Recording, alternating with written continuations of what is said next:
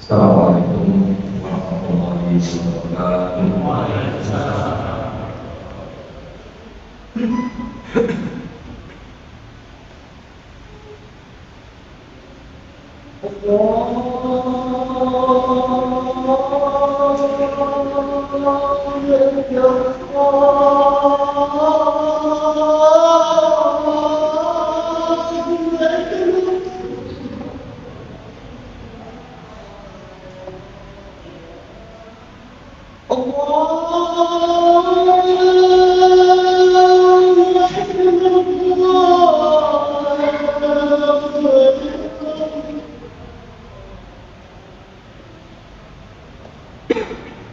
Alhamdulillah,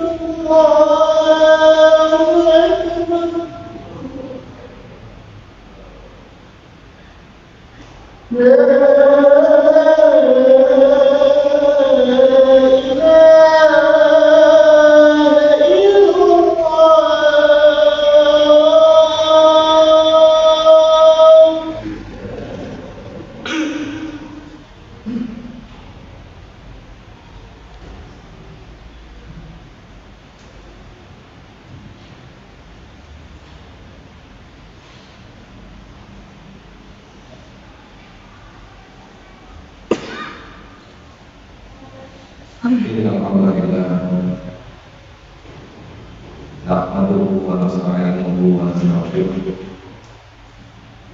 wa na'udzu billahi min shururi anfusina wa min sayyi'ati a'malina. May yahdihillahu fala mudilla lahu wa may yudlil fala hadiya lahu. Asyhadu an la ilaha illallah wahdahu la syarika lahu wa asyhadu anna Muhammadan abduhu wa rasuluh. Assalamualaikum warahmatullahi wabarakatuh. Allahumma shalli wa sallim wa barik ala Muhammad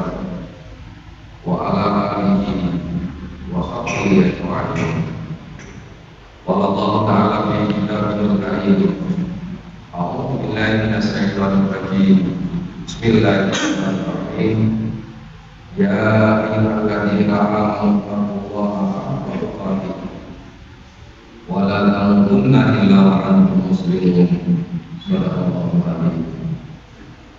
Ma'asyiral muslimin, sidang Jumat Allah, puja dan puji syukur mari senantiasa kita panjatkan dari Allah Subhanahu wa Ta'ala atas seluruh rangkaian nikmat yang Allah berikan kepada kita sekalian. Tentu rasa syukur itu belum lengkap jika hanya sekedar kita mengucapkan kalimat hamdalah tanpa menggunakan nikmat yang Allah berikan kepada sesuatu yang Allah perintahkan kepada kita sekalian.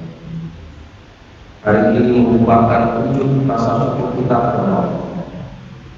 Kita luangkan langkah hati kita luangkan gerak badan kita untuk memenuhi panggilan Allah, melaksanakan salat yang merupakan suatu panggilan yang wajib bagi seorang muslim untuk melaksanakan. Kedatangan kita bukan hanya sekedar karena nikmat Allah, tapi juga merupakan hidayah Allah Subhanahu wa Ta'ala. Banyak orang menerima nikmat Allah, kakinya lengkap, ada yang lengkap. Dia tidak sedang dalam keadaan tidak bisa berjalan, tapi karena hidayah Allah masih belum sampai kepada hatinya, maka berlangkah ini untuk memenuhi panggilan Allah melaksanakan sholat Jumat. Oleh karena itu masalah muslim Allah besar harapan kita, mudah-mudahan langkah kaki kita, rukuk dan sujud kita pada hari ini diterima oleh Allah Subhanahu wa Ta'ala dan dicatat oleh Allah sebagai amal soleh bagi kehidupan kita. Amin. Salawat dan salam mudah-mudahan tercurahkan kepada junjungan kita Nabi Muhammad Sallallahu Alaihi Wasallam. Kita berharap mudah-mudahan rasa syukur kita ini dibarengi dengan semangat kita untuk mencontoh melaksanakan apa yang menjadi sunnah-sunnah Rasulullah Sallallahu Alaihi Wasallam, karena itulah bukti bahwa kita cinta kepada Nabi Allah Muhammad Sallallahu Alaihi Wasallam. Ma'asyiral muslimin rahimakumullah, tidak ada satu wasiat yang lebih baik dalam kesempatan ini. Mari kita bersama-sama meningkatkan kualitas iman dan takwa kita kepada Allah Subhanahu wa Ta'ala.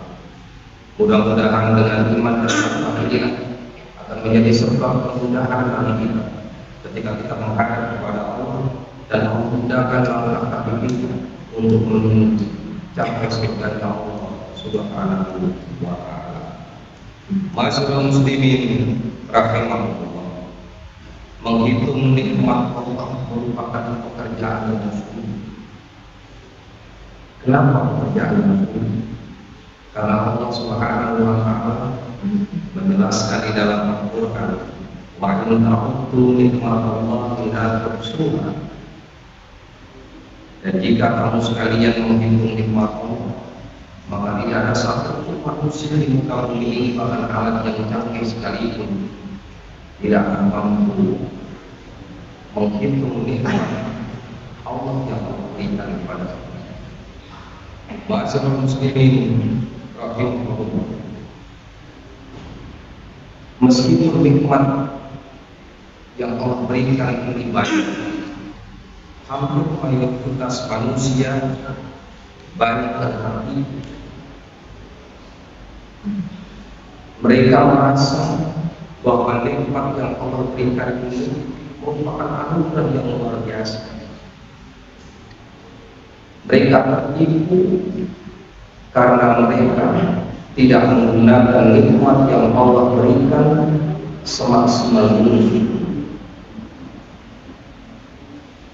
Ketika manusia menerima nikmat Allah, tidak hanya sekedar manusia itu mempergunakan nikmat, tapi nikmat yang Allah berikan ini akan dipertanggungjawabkan dan ditanya oleh Allah pemberi nikmat itu. Dalam satu riwayat Rasulullah SAW pernah menjelaskan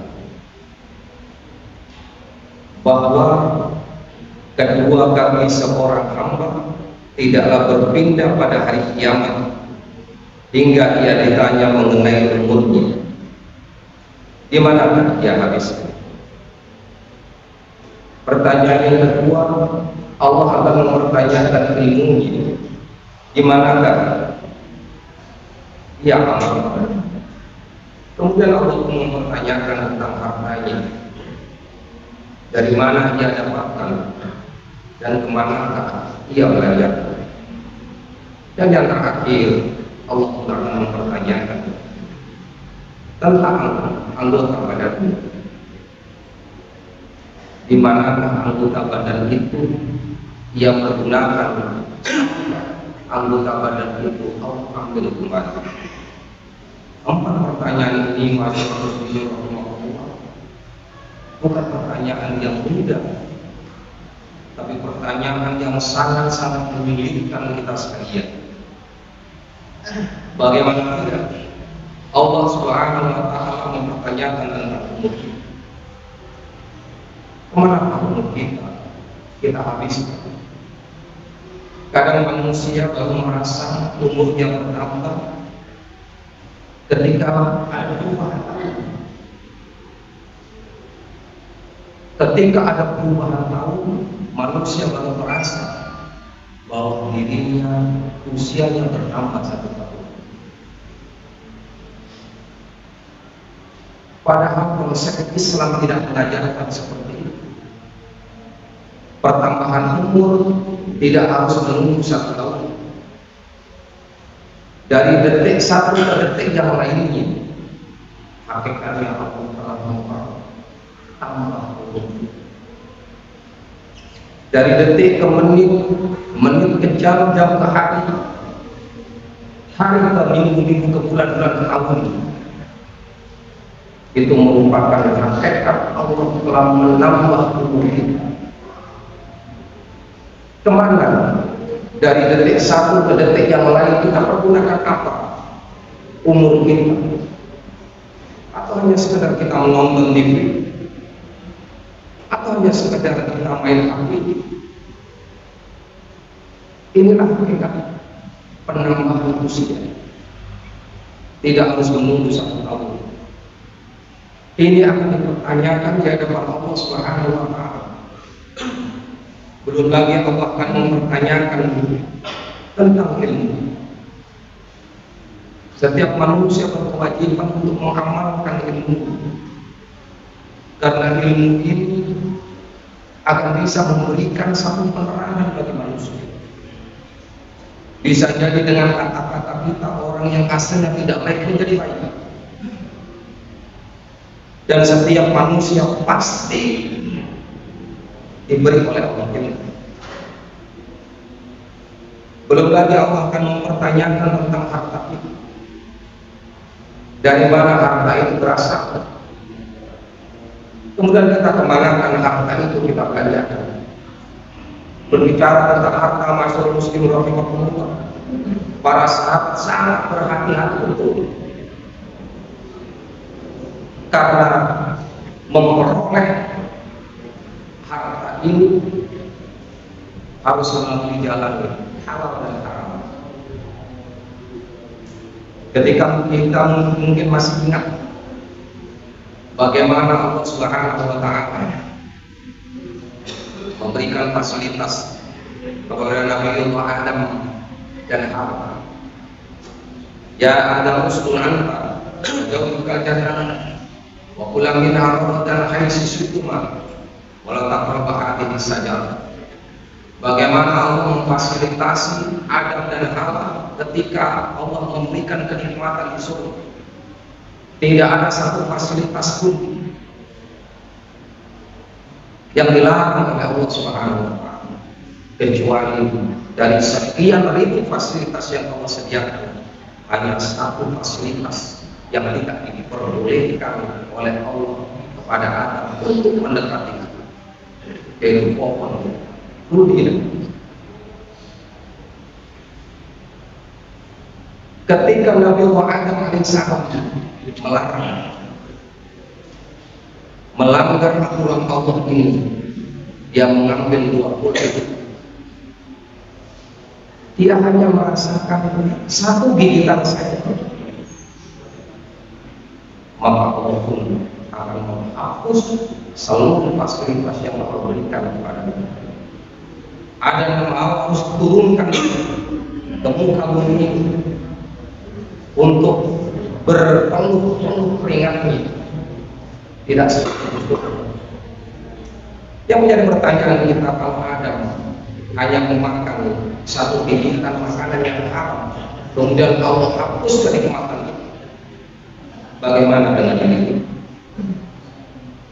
Sudahkah kita betul-betul memfilter setiap rezeki yang Allah berikan kepada kita? Dari mana rezeki? Karena hakikatnya setiap rezeki yang Allah berikan, kalau memang itu rezeki yang Allah tulis untuk kita, baik lewat jalan haram maupun lewat jalan halal, tidak akan mungkin tertukar oleh orang lain. Tergantung bagaimana kita memilih rezeki yang halal ataupun yang haram. Ini pertanyaan yang akan kita jawab setiap manusia ketika berhadapan dengan Allah Subhanahu wa Ta'ala. Belum lagi Allah pun mempertanyakan bagaimana badan kita gunakan. Allah memberikan panca indera kepada kita, penglihatan kita, pendengaran kita, tangan kita. Sudahkah semua itu kita pergunakan untuk mengenal Allah, untuk mendekatkan diri kita kepada Allah dengan ketakwaan dan keimanan itu? Semua ada pertanggungjawaban di hadapan Allah Subhanahu wa Ta'ala. Berbicara tentang nikmat Allah ini, masalah muslimin rahimahullah, mungkin kita pernah mendengar satu kisah yang pernah mungkin dikisahkan oleh ustaz-ustaz atau mungkin orang tua, di mana pada zaman Rasulullah SAW ada seorang sahabat yang bernama Sa'ban. Bagaimana beliau sampai Rasulullah SAW ketika Sa'ban tidak hadir dalam sholat subuhnya, Rasulullah harus menanti agak memperpanjang mulai waktu subuhnya hanya untuk menunggu kedatangan Sa'ban. Karena di kalangan para sahabat mungkin Sa'ban tidak terkenal, tapi di kalangan langit seluruh malaikat sangat menyambut bagaimana wanita Sa'ban sebagai seorang sahabat yang memberikan contoh yang baik kepada para sahabat-sahabat yang lain. Sahabat tidak pernah terlambat dalam sholat. Ketika Sa'ban selalu mengambil pada tempat yang pojok sebelah kanan, sehingga ketika Rasulullah mengimami, Rasulullah selalu melihat Sa'ban. Suatu saat beliau tidak datang, maka Rasulullah pun bertanya kepada sahabat, adakah yang tahu tentang kabar Sa'ban? Tidak ada yang tahu. Maka Rasulullah pun setelah melaksanakan sholat subuh, dia bertanya kepada para sahabat, adakah yang tahu rumahnya Sa'ban? Salah seorang berdiri, saya Rasulullah tahu, antarkan saya ke rumah itu. Maka Rasulullah bersama para sahabat pergi ke rumahnya Sa'ban. Ternyata perjalanan antara Masjid Nabawi ke rumahnya Sa'ban ditempuh dengan jalan kaki kurang lebih 3 jam. Dan Sa'ban pun tidak pernah terlambat sedikit pun untuk melaksanakan sholat berjamaah di Masjid Nabawi. Sampailah Rasulullah yang para sahabat sampai ke rumahnya Sa'ban, kembali bertanya, apakah ini benar rumahnya Sa'ban? Iya benar. Dipanggillah seorang perempuan.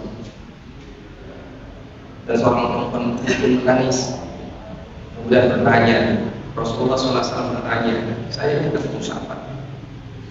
Perempuan itu mengatakan bahwa suami meninggal melahirkan. Allah sedih ya Rasulullah. Tapi di balik kesedihan itu Rasulullah merasa puas karena Allah menunjukkan bagaimana sahabat meninggal cabut nyawanya dari Allah Subhanahu wa Ta'ala. Singkat cerita, Rasulullah SAW berdoa. Kemudian istri sahabat pun bertanya kepada Rasulullah, ya Rasulullah, ada yang mengganggu pikiranmu, ada yang mengganggu hati. Di mana ketika suami sahabat menjelang kematiannya, dia berteriak 3 perkara atau berteriak 3 hal. Teriakan itu, aduh, mengapa tidak yang lebih jauh? Aduh, mengapa tidak yang lebih baik? Aduh, mengapa tidak semuanya? Apa sesungguhnya ucapan ini ya Rasulullah? Kalau ucapan itu sangat mudah di pikiran, maka Rasulullah pun berkata kepada istri, wahai istri sahabat, ketahui bahwa suamimu ketika sakaratul maut, maka Allah buka matanya yang asalnya kabir menutupi untuk melihat hal-hal yang tidak bisa dilihat oleh mata, maka Allah bebaskan matanya untuk melihat amal-amal itu. Ketika suamimu mengetahui bagaimana Allah memberikan pahala setiap langkahnya menuju ke masjid, maka seketika itu sahabat mengatakan, aku kenapa tidak ada lebih jauh? Kalau aku tahu pahala setiap langkah menuju masjid untuk sholat berjamaah, maka aku membuat lebih jauh daripada rumah satu.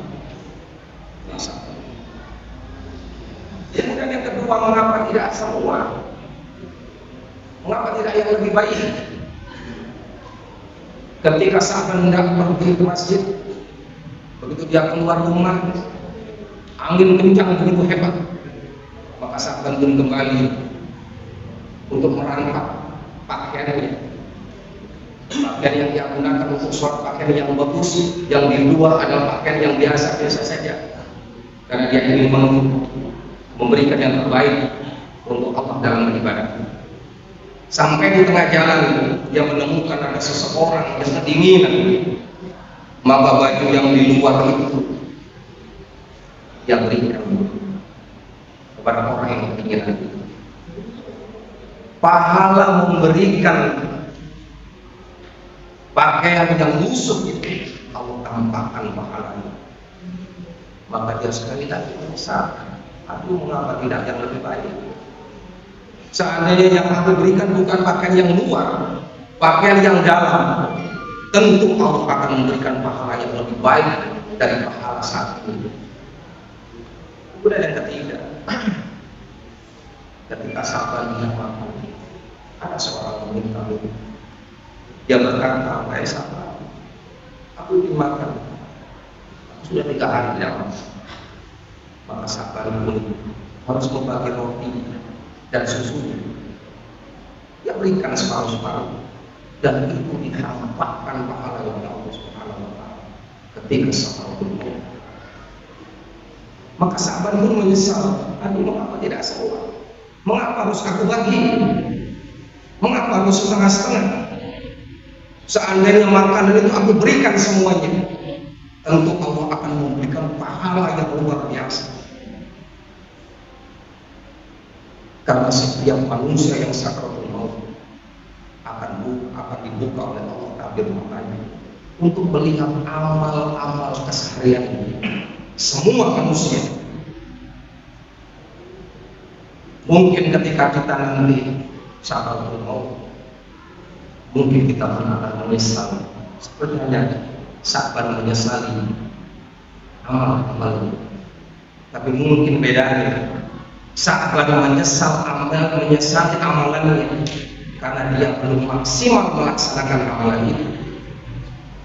Tapi kalau kita mungkin menyesal bukan karena kita telah melaksanakan amal itu, tapi kita sudah menjauhi amal-amal itu. Maka banyak dijelaskan dalam Al-Quran bagaimana orang-orang kafir hanya meminta satu hari saja atau sebagai sejahat saja agar dikeluarkan dari surga, agar dikeluarkan dari neraka, atau dipending kematiannya hanya untuk beramal soleh di hadapan Allah Subhanahu wa Ta'ala. Masyaallah muslim rahimahullah, maka pantas hari ini Allah perkenankan kita untuk duduk untuk melaksanakan sholat Jumat. Mari jangan pernah sia-siakan kesempatan ini.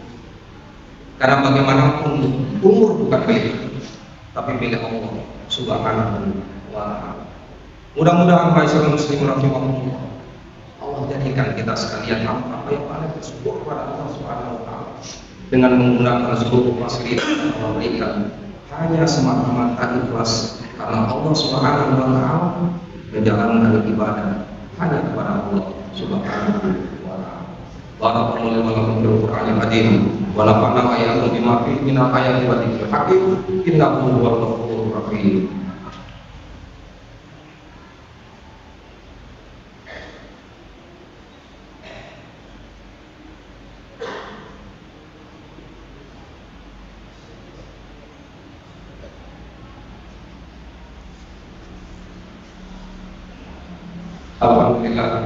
Alhamdulillahilladzi anzala sakinata fi qulubil mu'minin liyazdadu imanan wa imanan. Asyhadu an la ilaha illallah wahdahu la syarika lah wa asyhadu anna Muhammadan abduhu wa rasuluh. Wallahu ta'ala fi kitabil karim. A'udzu billahi minasy syaithanir rajim. Bismillahirrahmanirrahim. Ya ayyuhalladzina amanu taqullaha haqqa tuqatih wa la tamutunna illa wa antum muslimun. Sallallahu alaihi wasallam. Kita berdoa kepada Allah Subhanahu wa Ta'ala. Mudah-mudahan Allah selalu bersabit di hidupnya. Senantiasa Allah beri hidayah dan hikmah. Karena kita menjadi manusia-manusia yang soleh, manusia-manusia benar. Ibadah kepada Allah Subhanahu wa Ta'ala. A'udzu billahi minasyaitonir rajim. Bismillahirrahmanirrahim. Innallaha wa malaikatahu yusholluna 'alan nabi. Ya ayyuhalladzina amanu shollu 'alaihi wa sallimu taslima. Allahumma sholli wa sallim wa barik ala Muhammad walhamdulillahi rabbil alamin. Allahumma fil muslimina wal muslimat wal mu'minina wal mu'minat wal ahya'i wal amwat. Rabbana la tuzigh qulubana ba'da idh hadaytana wa hab lana min ladunka rahmah innaka antal wahhab. Rabbana zalamna anfusana wa in lam taghfir lana wa tarhamna lanakunanna minal khasirin. Rabbi adkhilni mudkhala sidqin wa akhrijni sidqin waj'alni min ladunka sultanan nasira. Rabbana atina fid dunya hasanah wa fil akhirati hasanah wa qina adzabannar. Wa subhanaka rabbika rabbil izzati amma yasifun wa salamun alal mursalin walhamdulillahi rabbil alamin. Wa radhiyallahu